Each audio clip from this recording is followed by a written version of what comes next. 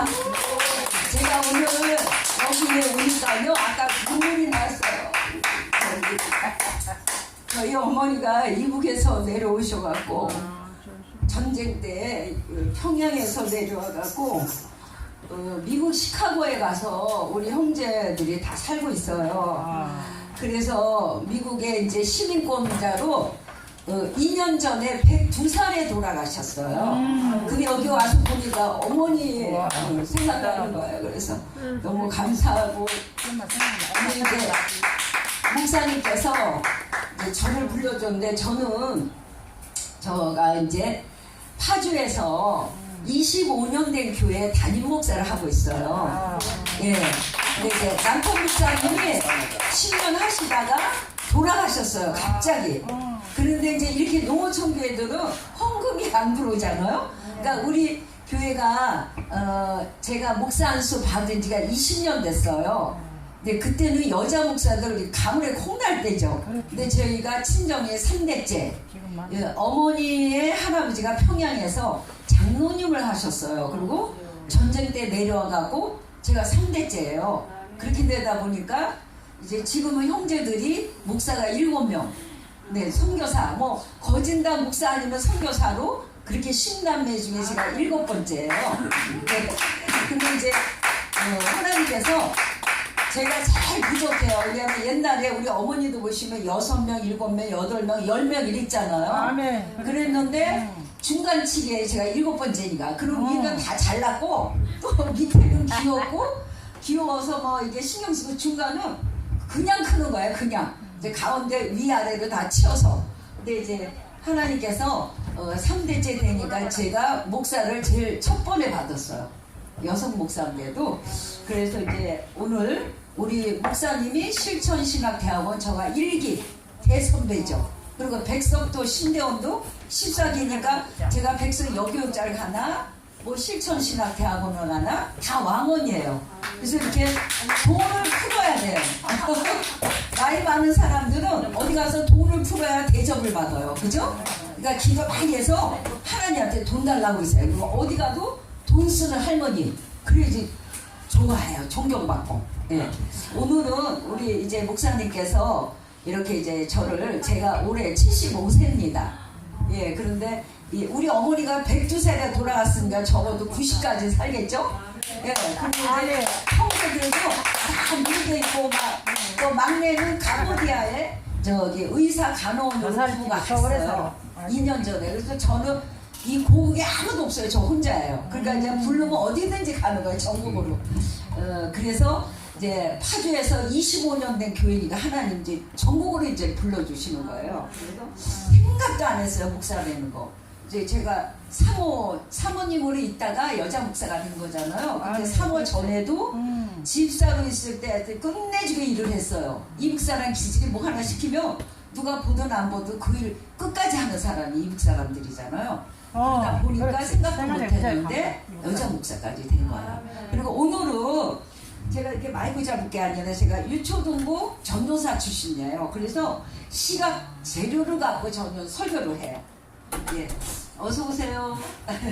우리 회장님 오셨네요. 우리 실천신학대학원 회장님이 저를 이렇게 여기 추천해 주셨어요.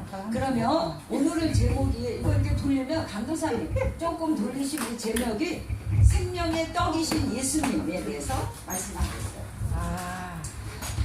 이제 우리가 하나님께서는 예수님을 통해 우리에게 영원한 생명을 주셨어요. 그래서 십자가 다 바깥에도 있고 이거 안에도 여기 있잖아요.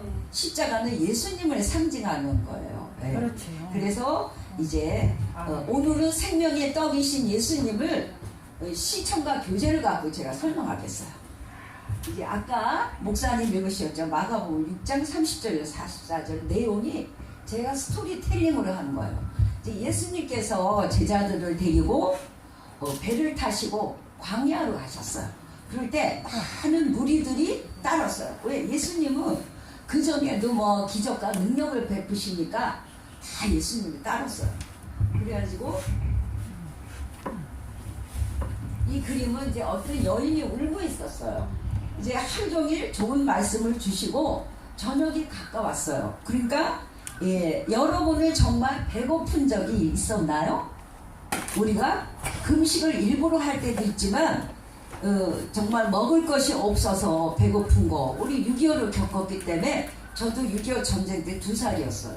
그래서 잘 기억은 안 나고 대개 5살부터는 기억이 나요. 그런데 우리가 진짜 전쟁을 치렀기 때문에 배고픈 걸 경험해 볼 수 있었죠. 그래서 하나님의 말씀. 요한복음 6장 35절 말씀. 요한복음 6장 35절 말씀. 요한복음 6장 35절 뭐죠? 나는 생명의 떡이니 내가 오는 자는 결코 줄이지 아니할 터이요. 아멘. 이건 외워야 돼요. 성경 퀴즈에 나와요. 중요한 단어죠. 그러면 이번에는 빨간 글씨가 써 있는 때는 박수 치는 거예요. 예, 하나님의 말씀 요한복음 박수 한번 치세요. 6장 35절 예, 빨간 글씨죠. 그러면 그 내용이 뭐야? 나는 박수 치세요. 나는 생명의 떡이니 내게 오는 자는 내게 오는 자는 결코 멸망하지 않고 아니할 것이요. 아멘. 예. 그래서 이렇게 시청과 교제를 통해서 않고. 성경 맞아. 말씀을 외우게 하면 아주 쉽죠. 아멘. 그래서 이번에는 나왔어. 생명의 떡이신 예수님, 여러분은 가진 것을 하나님께 드리세요. 아까 안드레에게 아기가 어린 소년이 자기의 전부인 도시락을 드렸잖아요. 그러니까 우리가 가지고 있는 게 뭐예요? 재능. 누구는 춤을 잘 추고 누구는 강도사님처럼 노래 잘하고 저는 미술, 꽃꽂이 이런 걸 잘해요. 그러니까 자기가 잘하는 거 또 이제 웅변 말을 아주 잘하고 어떤 사람 말을 또 재밌게 해요.